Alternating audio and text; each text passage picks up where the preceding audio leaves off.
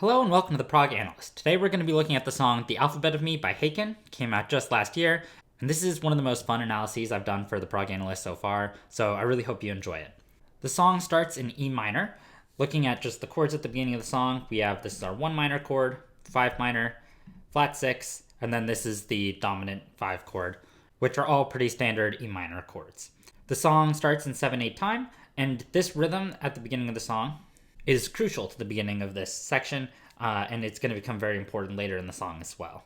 What I think is really cool about the beginning of the song is that it starts with the chorus, but the chorus is over the progression of the verse. So it's the verse chord progression, and it's the rhythm of the chords as well in the verse. Right now, the chorus is in 3-bar sections. Later on in the song, when we see the chorus, it's going to be in 4-bar sections. The first melodic phrase of the chorus is about 1.5 measures long, and then there's this space that fills up the second half of the second measure. And then there's an extension to the chorus melody the second time that we hear it, so that it fills up the entirety of the second measure. Our third phrase of the chorus goes back to the same as the first, that shorter phrase that's only 1.5 measures long.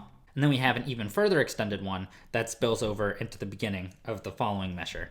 So all 4 lines of the chorus are made up of the same melodic material. It's just the first and third are short, the second one is a little longer, and the fourth one is a little longer even still. And then we get this instrumental section, and there's this really cool thing that's happening in the guitar. These are the notes of the guitar part that's being played there, and if you look, I've broken them into 4 groups within this 7/8 measure. Each of these groups takes up 7 30-second notes. It's a very quick rhythmic pattern that changes throughout the measure, but it consistently starts low in the phrase and then moves up. Here going from E to B, then D to B, D to A. And rhythmically what it's doing is it's subdividing the 7/8 measure into 4 smaller pieces so that the lowest note of each segment starts syncopated against the 7/8 time. It's like there's 4 mini 7/32 measures that are happening in the guitar part that equate to a 7/8 measure in the rest of the instrumental. There is a bit of a harmonic change between the intro and the chorus and what we hear in this instrumental section and in the verse to come, where it does go to the A minor 7, which is just the 4 minor 7 chord in the key of E minor. We continue this pattern in the verses, the same chord progression, the same rhythm, and then we add our verse melody over the top, which has a very fast-paced lyric rhythm. Firstly, you can see that this phrase, this first phrase of the verse, is shorter than the following phrase, which is extended and goes a little bit longer than the first one does. Another thing that you might notice about the development of the verse melody is that the first 2 phrases start in different places. The first phrase starts in the middle of the 3rd beat in this 7/8 measure. Then the second phrase starts in the middle of the 5th beat of the 7/8 measure. So it's a little bit later in the measure, the second phrase that we hear. Our third phrase of the verse is very similar to our first one. It starts in the same place. You can see in the middle of the 3rd beat, just like this one was in the middle of the 3rd beat, except the ending is a little bit different. And then we fragment that idea, this fall like dominoes passage, and we just take that little piece and repeat it again. And then after that, there's a background vocal that does this pattern on O, just walking down. It's just this little melody that you can see carries over down here, using notes of the E minor scale. This particular background vocal melody will end up coming back later in the song as well. Really, that's one of the things that I like so much about the song is the way that all of the melodies from the different sections of the song are really intertwined. Like how at the beginning of the song we had the chorus melody over the verse progression. Here we're seeing some things that are foreshadowing for what's to come later in the song. I think it's really neat how cohesive this song is. We have another similar verse passage. It does a lot of the same things that we saw before. The same displacement of the verse melodies, the same phrase lengths, and then the same fragmentation at the ending, this time with hurt the ones I love to protect the ones I loathe. There's definitely some parallel lyric structure happening between hurt the ones I love and protect the ones I loathe, even though they're not exactly the same words, and the melody is the same between hurt the ones I love and protect the ones I loathe. And again, that background O's, that's going to come back later in the song. When we get to the chorus, we see the same melody that we saw before, although now, like I mentioned earlier, it's going to have 4-bar sections, and also there's new harmony underneath it. Here we go to A minor, which is the 4 minor chord, and then we have C, which is the flat 6 chord. Then there's this riff that takes us into something completely new that we haven't heard before, where it switches between the notes E and D natural. And there's this very sort of syncopated vocal melody that happens up here as well on the note D natural. I think the note choice of D natural, to me, it has a very aggressive tone, especially when contrasted from that lower E natural. And I think it creates a feeling of discomfort since it's not the note E like we might expect. And then at the end, there's this E minor riff that spills down. And then we do it again. And here we have that sort of fragmentation idea again as the phrase is extended. We have replicate, replicate, replicate, which honestly is my favorite use of this sort of fragmentation, repetition idea in this whole song, because I think the idea that replicate is replicating is really cool. And after just 2 4-bar phrases of our chorus, just an 8-bar chorus this time, we go into the post-chorus, which is a lot more sparse. There's not as much rhythmic stuff happening.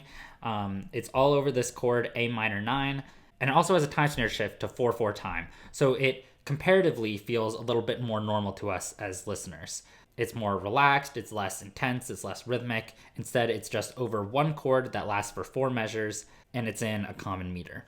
However, there are still some melodic tensions worth noting. There are a lot of Ds and Bs in this section, which do create some tension against the A minor chord underneath it. So it's not exactly settled yet. And even this A minor chord is a 4 minor chord. It's not like we're landing on 1 or anything.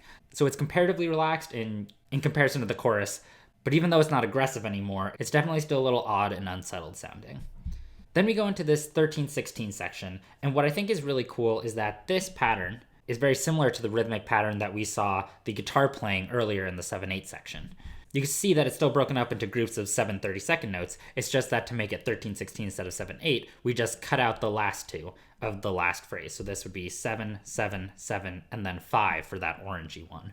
Here, this guitar part is looped over and over and over again. Our harmonic changes come from the bass, which is articulating the one of each chord. We have E, we have A, we have G, all just diatonic to E minor.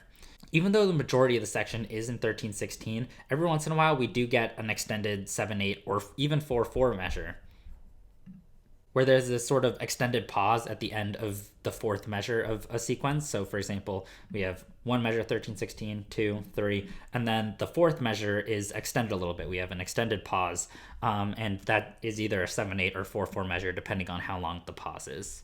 We then add a vocal into this very different sounding second verse. It sounds nothing like the first verse and has nothing in relation to it melodically or harmonically. One thing that I like about the second verse is looking at the number of phrases, and it would probably be easiest to see that if I get rid of the instrumental parts. Looking at just this second verse vocal melody, we can see that this first section has 3 lines. A room without a view is 1, a version of the truth is another, is all I am to you is the 3rd. So it's a 3-phrase long mini section, and you can see that this orange spot is a space where there could be another phrase, but they deleted it, and instead it's just 3 phrases here. Then they take that idea of deletion further. This next mini stanza only has 2 phrases, one green here and the other red here, and you can see that there's actually 2 measures now, where they could have a 3rd and 4th phrase, and now there's not. So they're definitely leaving a lot of space in this second verse. And I think the idea of playing around with how many phrases are in a particular section creates a pretty cool effect, especially when you're expecting to hear something and then you don't. If you listen to the instrumentals in this second verse section, you'll notice that there are some pretty weird accents. I've highlighted them in red here. They happen in the keyboard and they happen in the drums. The reason why they sound so odd is because each note is 5 30-second notes long, so it doesn't line up well with the beats at all. You can see each one is very heavily syncopated, down to the 30-second note subdivision, which creates this very odd jolting sort of feeling when the 5/32 pattern is paired against a 13/16 pattern. It's an incredibly precise syncopation. Then at the end of this second verse section, we go back into a chorus, which is very similar to the first one, only this time now we get 3 4-bar phrases, so it's a 12-bar chorus in total, rather than the 8-bar one that we had before. There's another post-chorus, and then we get to the outro section. The outro section consists of 3 measure phrases, and the melody is this vocal melody that was the background melody before. Those O's, they come back here. So the outro of the song was foreshadowed this early in the song. The rhythm from the beginning of the song also comes back. You can see that this pattern here is the same as the pattern that we had all the way in the intro of the song and in the first verse. I notated the drums here, and the reason why is because even though the kick drum is doing the same rhythmic pattern in 7/8, the drummer's hands are doing something different. He's playing quarter notes on the cymbal, and he's playing every other quarter note on the snare drum with it. It creates this really cool effect that there's this 7/8 pattern that's happening in the instrumentals against what it basically sounds like 4/4 in his sticks. This means that the drum pattern doesn't sync up what's happening in the hands and what's happening in the feet until every 4 measures. You can see that this measure and this measure are the same, but none of these measures are exactly alike because the hands are playing in 4/4 and the feet are playing in 7/8. And since the phrases are 3 measures long, this means that the 4-measure drum part and the 3-measure instrumental and vocal part won't line up until every 12 measures. It's a very cool effect to have a completely different time signature happening in the hands of the drummer as the feet of the drummer and the rest of the band. That's my breakdown of The Alphabet of Me by Haken. Thank you for watching. Please like it and share with anyone else who might be interested. If you want to see more of these videos, please subscribe as well. Let me know in the comments if there's anything else about the song you enjoy or find interesting I might not have mentioned. Thanks again.